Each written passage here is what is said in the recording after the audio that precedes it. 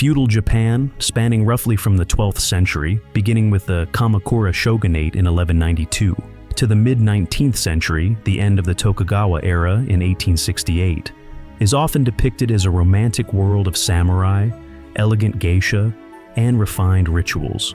Yet behind the polished veneer of the tea ceremony, the breathtaking beauty of cherry blossoms, and the legends of warrior valor lay many dark, sometimes shocking aspects of everyday life. Women, in particular, bore the brunt of these hardships. Considered among the lowest rungs of the social hierarchy, they were weighed down by laws, customs, and traditions that often turned their lives into an unending succession of suffering.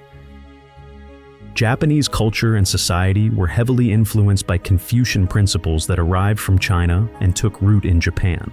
According to these ideals, a woman was expected to occupy a subordinate position to a man, be it her father, husband, or son. A woman's primary virtues were considered obedience and family devotion. From childhood, a girl was ingrained with the belief that her primary role was to be a man's shadow, to serve him unquestioningly, and to carry out all household duties. In many treatises of the Edo period, 1603 to 1868, during which the Tokugawa shogunate held power, it was explicitly stated that a woman must show humility and obedience. This attitude justified a wide range of discrimination and violence that became social norms. Any deviation from the prescribed behavioral standards could have serious consequences for a woman, sometimes up to exile or brutal punishment. One common practice in feudal Japan was early marriage. Girls, especially those from samurai families or wealthy peasant households, were often married off in their early teens, sometimes as young as 12 to 14. Families viewed their daughter more as an asset capable of bringing advantages through political or economic alliances. In the upper classes, especially during the Kamakura and Muromachi periods, marriages were often concluded as part of strategic agreements between clans. A girl could be betrothed even before her birth if two families planned to strengthen ties. Naturally, the bride-to-be herself had no influence on these decisions. It was not uncommon for her to learn about her wedding only a few months or even weeks before the ceremony. Things were especially grim for those who, for any reason, failed to meet the husband's or his family's expectations, whether due to illness, personality issues, or a perceived lack of obedience. This could lead to a swift divorce. The woman herself had virtually no means to improve her situation. Returning to her parents' home often meant facing rejection, as her family might feel shamed by a failed marriage. In a society steeped in martial order and ritualized structure, corporal punishment of women within the family was not considered exceptional. If a wife offended her husband or mother-in-law, punishments could range from a few blows to the back with a bamboo stick to being locked in a room without food for several days. In so-called serious cases, suspected conversations with other men, or alleged infidelity, for instance, punishments could be even more brutal. Outside interference in family matters was deemed inappropriate. The husband was the head of the household, and society's norms hardly allowed relatives or neighbors to intervene in domestic violence. A woman thus found herself deprived of legal protection. The existing laws and codes, like the Bukushohado for the samurai class, effectively upheld male dominance rather than justice for women. Though Japan's laws and social structures varied across different clans and eras, one constant was a harsh stance on female fidelity and obedience. If a woman was accused of being unfaithful to her husband, the punishment could be extremely severe, even the death penalty, especially among samurai families, where preserving family honor was paramount. Paradoxically, many men, particularly samurai and daimyo, feudal lords, openly maintained not only official wives, but also concubines, an arrangement used to enhance political influence or satisfy personal desires. This behavior was generally not condemned, whereas women were strictly forbidden to have extramarital relationships. This double standard, sanctioned by norms and Confucian-influenced morality, kept women in constant fear of being accused of immorality. Daimyo exercised near absolute power in many regions of Japan. Women at a daimyo's court were often coerced into becoming concubines or secondary wives. The daimyo's official wife usually belonged to an influential clan, while other women were seen as tools for sealing alliances and producing heirs. Most of these secondary wives had virtually no social guarantees. Their status depended entirely on the lord's favor.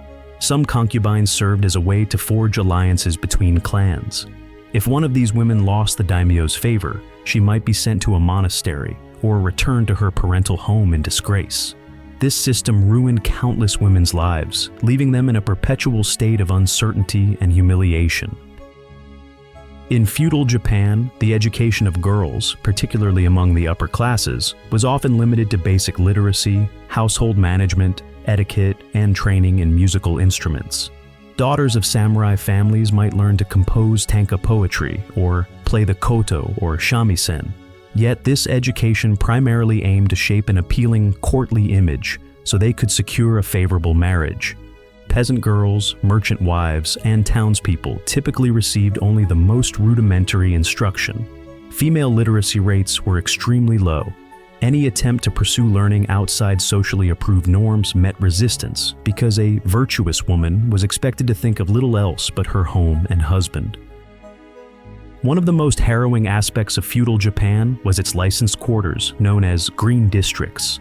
The most famous was Yoshiwara in Edo, modern Tokyo, though similar districts existed in Kyoto, Osaka, and smaller towns as well. Most of the girls who ended up there came from poor families. Parents or relatives might sell them to a brothel to pay off debts or avoid destitution. Prostitution in Yoshiwara was highly regulated. Women were assigned a rank ranging from elite courtesans, oiran, who were relatively educated, to ordinary servants of peasant origin, who shouldered the most grueling and powerless roles. In many cases, the women died before they could ever buy their freedom. Disease, cruelty from owners and clients, and unrelenting psychological pressure turned their lives into a never-ending nightmare. Even after their contract ended, often years of forced labor, and they were formally freed, a former courtesan continued to bear the stigma of her past. It was nearly impossible for her to return to a normal life. Families often refused to accept these daughters back home, and finding a respectable husband was next to impossible. Some tried to make a living by running small shops, but they faced scorn and were often denied services. The very society that drove women into these quarters would then condemn and ostracize them, creating a vicious cycle of social isolation. For women who worked in brothels or were forced to become concubines, pregnancy could be a curse. Children born from improper liaisons were rarely wanted, particularly if the child's father was a client who had no intention of taking the woman away from the brothel. Brothel owners forced girls either to have abortions by dangerous methods or to kill the newborns.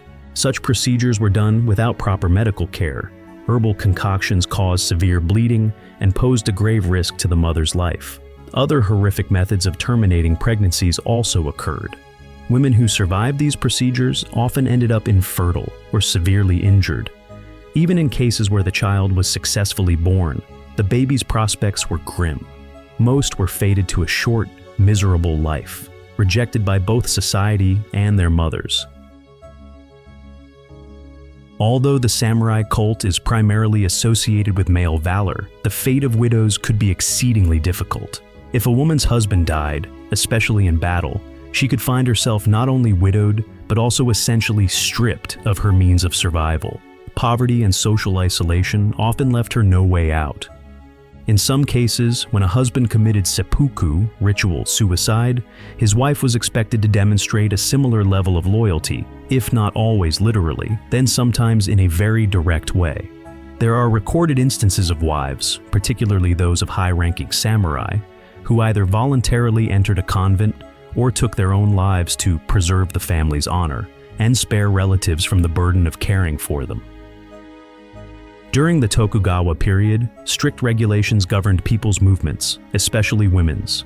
The shogunate sought to control society through the Sankin Kotai system, requiring daimyo to alternate residence between their domain and Edo, but women were often placed under even tighter constraints. While a peasant might obtain permission to travel to another region to sell crops, for instance, women were frequently denied such permissions outright. There was also a rule that the daimyo's wife and children essentially remained in Edo as hostages to ensure his loyalty. This meant a woman could not leave the capital without the central government's consent.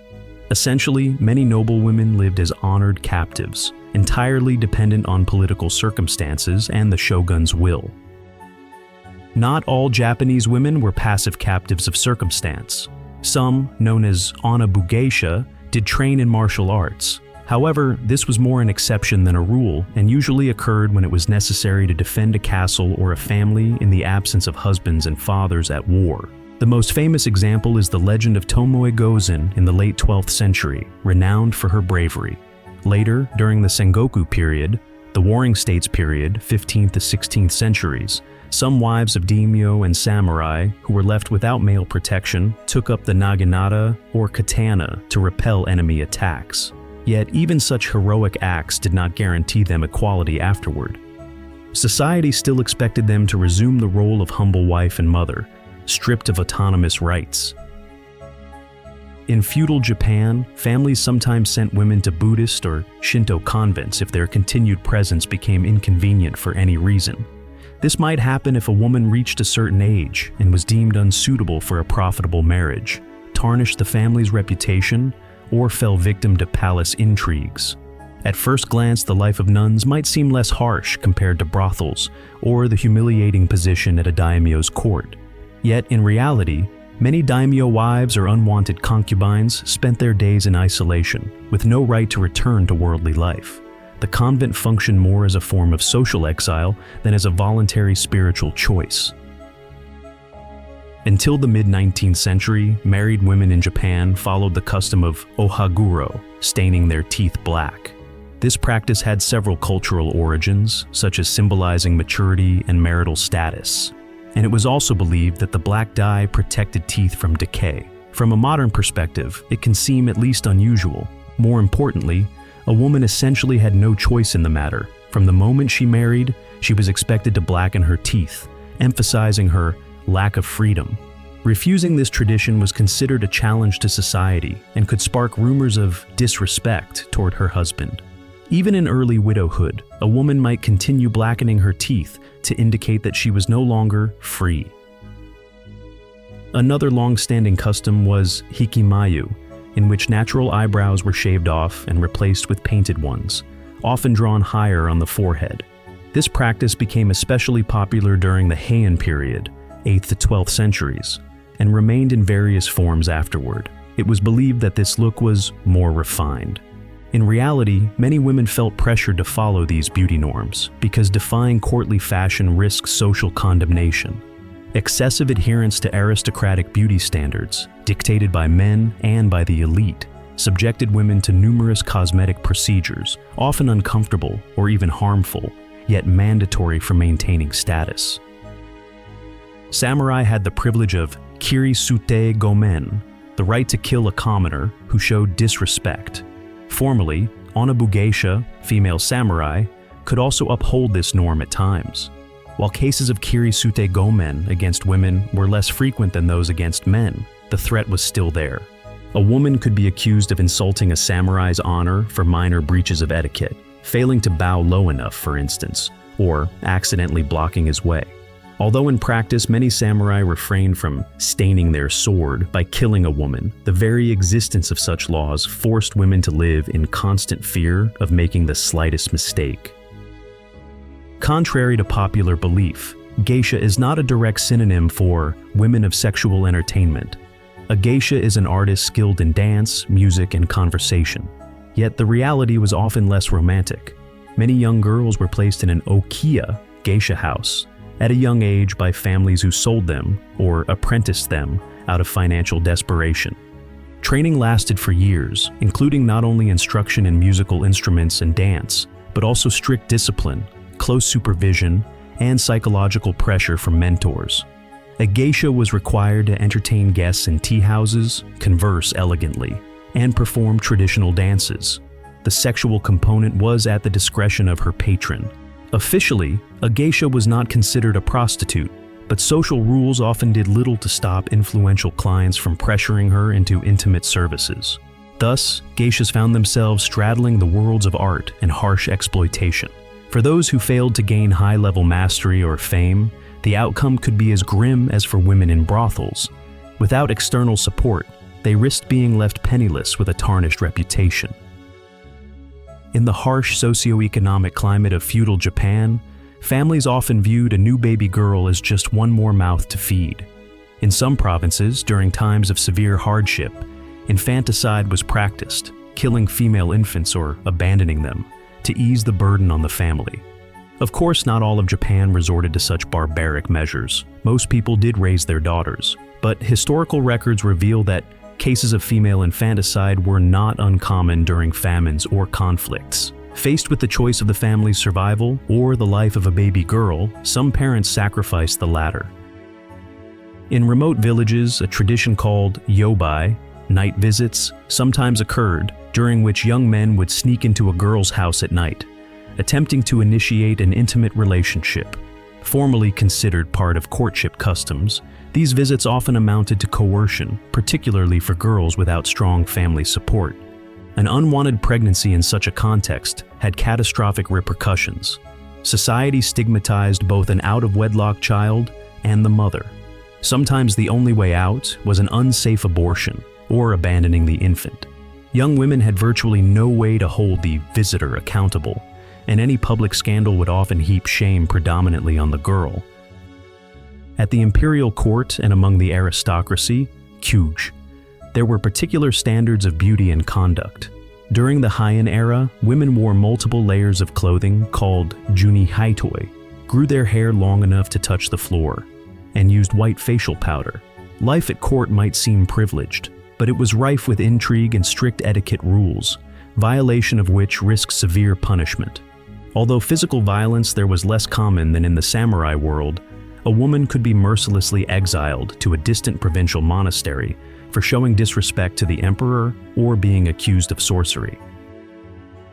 While aristocratic women had some family protection, and samurai women at least held the status of the warrior class, peasant women lived in constant labor and harsh exploitation. They were responsible for working the fields, caring for children and the elderly, running the household, and often taking on extra handicrafts such as spinning or weaving to boost the family's income. Their daily life was fraught with risks, no adequate medical care, illnesses caused by hard physical labor, and potential injuries in the fields. If a husband went off to war or was conscripted, the wife had to shoulder all household responsibilities alone. Meanwhile, government taxes on peasant families remained relentless, regardless of whether or not there was enough labor in the household. A woman faced extreme vulnerability to the whims of tax collectors and village headmen. In some areas, there was a practice known as mitorimon, which can be loosely translated as marriage through an act of possession. This custom allowed a man, sometimes with, sometimes without the father's permission, to take a woman by force or trickery. If, afterward, the man's and the woman's families came to recognize the legitimacy of the union, this forced marriage was declared valid. Unsurprisingly, such a practice often served as a cover for abduction or assault. Once the act had taken place, the girl had almost no choice. Returning to her father's home was nearly impossible, as the incident brought shame upon her family. By tradition, she was now considered to belong to the man. The world of espionage in Japan also included women. Known as kunoichi, these female ninja carried out clan missions, infiltrating enemy households disguised as concubines, maids, entertainers, or commoners. Though their portrayal in literature is often romanticized, the reality of their work was fraught with tremendous risk. If exposed, a kunoichi faced a torturous death. Kunoichi underwent the same rigorous training as their male ninja counterparts: weapon handling, stealth techniques, and deception. But if they were caught, they could encounter particularly brutal treatment, as being deceived by a weak woman was considered a grave disgrace. In feudal Japan, women found guilty of crimes faced executions that sometimes differed in manner and symbolism from men's. One of the most common execution methods for women was strangulation or hanging, which was viewed as less bloody and more appropriate for the female sex. Beheading was also practiced, though more rarely, typically reserved for especially serious offenses. Women of samurai status might be granted the privilege of performing jigai, a female form of seppuku. Unlike men who disemboweled themselves, women would cut their throats, often tying their legs together beforehand, so their body remained in a proper posture after death. If a wife killed her husband, she usually faced a public execution with added elements of humiliation. Even the mere suspicion of attempted poisoning or plotting against a husband could cost a woman her life. By the mid-19th century, Japan was feeling pressure from Western powers. The fall of the Tokugawa shogunate and the Meiji Restoration, 1868, ushered in modernization. New laws emerged and schools for girls started to appear. Yet, progress was very slow, and not all women were able to benefit from these new opportunities. Many outdated traditions persisted for decades.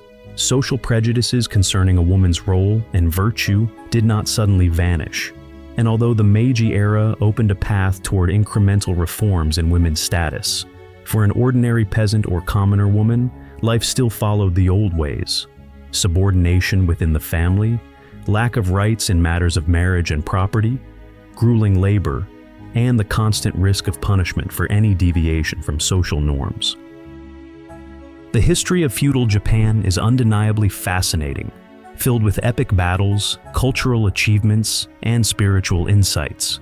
Yet, behind the heroic stories of samurai and the splendor of imperial courts lies the tragic reality endured by millions of women. They suffered corporal punishments, early marriages, forced prostitution, and reproductive coercion. Many were confined to convents or brothels, bartered as part of political deals, and stripped of basic rights. If you enjoyed this video, be sure to hit the like button and subscribe to our channel so you don't miss any new content.